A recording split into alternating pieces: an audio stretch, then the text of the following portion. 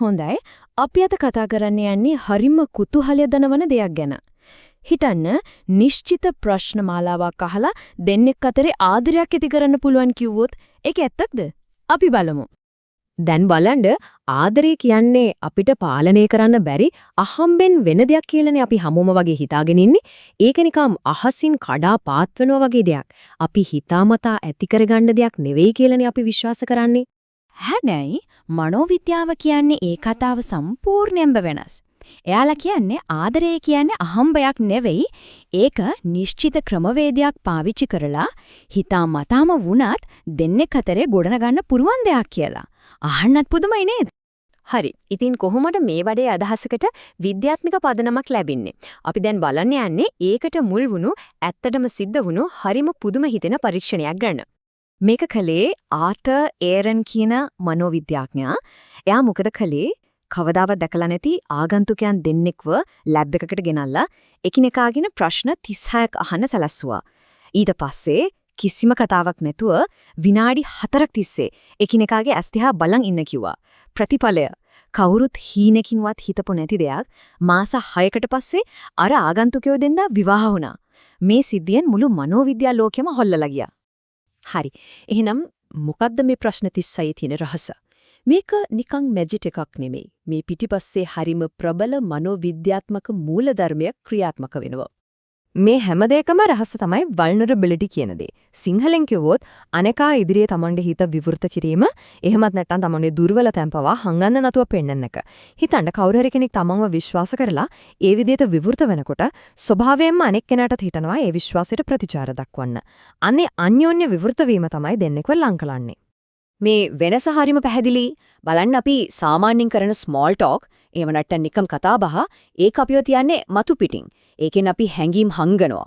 හැබැයි මේ වගේ ගැඹුරු ප්‍රශ්න අහනකොට අපි කෙලින්ම යන්නේ හදවතේ මට්ටමට. එතනදී හැංගීම් එළියට එනවා. ඉතින් එකකින් දුරස්තභාවය හැදෙද්දී අනිකෙන් ගොඩනගන්නේ කිට්ටු සම්බන්ධතාවයක්. හැබැයි මේ ප්‍රශ්න 36ම එකපාරට අහන දේවල් නෙවෙයි. මේක හරිම සැලසුම් සහගතව අධ්‍යයන 3කට බෙදලා තියෙන්නේ. ටිකෙන් ටික පියවරෙන් පියවර සමීපත්වයේ වැඩි වෙන විදිහට තමයි මේක නිර්මාණය කරලා තියෙන්නේ. පළවෙනි අධ්‍යයන තමයි අයිස් බිඳීම. ඒ කියන්නේ හරියට දෙන්නෙක් අතරේ මුලින් තියෙන අර ආගන්තුක බව ඒ බිත්තිය බිඳලා දානවා වගේ.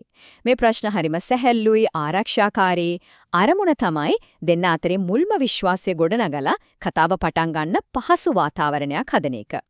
මෙන්න බලන්න උදාහරණයක්. ලෝකේ ඕනම කෙනෙක් එක්ක රාත්‍රී කෑමකට යන්න පුරුවන් නම් කවුද තෝරගන්නේ? මේ වගේ ප්‍රශ්නකින් කෙනෙක් කැමැත්ත පෞරුෂය ගැන ගොඩක් දේවල් තේරුම් ගන්න පුළුවන්. හැබැයි ඒක කිසිම විදිහකින් බරපතල පෞද්ගලික ප්‍රශ්නයක් නෙවෙයි. අන්න ඒක තමයි පළවෙනි අධ්‍යයනයේ ස්වභාවය. හරි, දැන් දෙවෙනි අධ්‍යයන. මෙතනදී කතාබහ ටිකක් ගැඹුරු වෙනවා.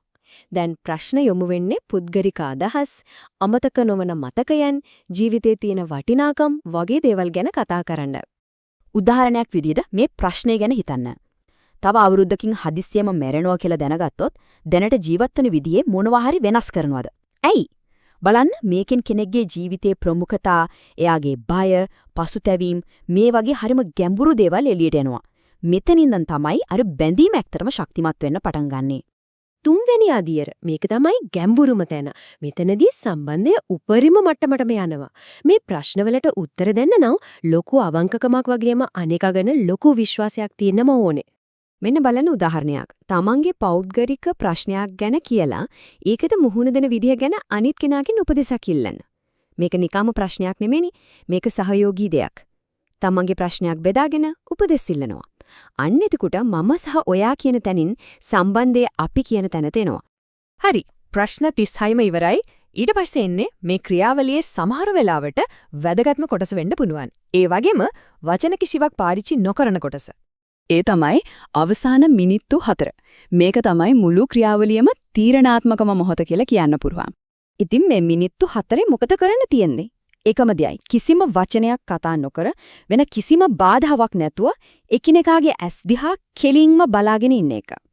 අනේ මිනිත්තු 4න් පස්සේ ඇතිවෙන හැඟීම තමයි මේ උපුටා දැක්වීමෙන් කියන්නේ මේ පුද්ගලයා මාත් එක්ක හරිම අමුතු විදිහට සම්බන්ධ වෙනවා වගේ. ඒ කියන්නේ වචන වලින් කියන්න බැරි හරිම ගැඹුරු බැඳීමක් ඇති වෙනවා කියන එක. ඒක තමයි මේ හැම දෙයකම අවසාන ප්‍රතිඵලය. හොඳයි. දැන් අපි මේකේ හරිම වැදගත් ටිකක් බැරෑරුම් පැත්තකට යමු වෙමු. මොකද මේ දැනුම එක්ක ලොකු වගකීමකුත් එනවා. මේක නම් හොඳටම මතක තියාගන්න ඕන දෙයක්. මේක සෙල්ලමක් නෙවෙයි. මේ ප්‍රශ්න අහනකොට ඇත්තටම සැබෑ හැඟීම් ඇති වෙන්න පුරුවන්. ඒ නිසා මේක පාවිච්චි කරනවා නම් හරිම වගකීමෙන් තමයි කරන්න ඕන.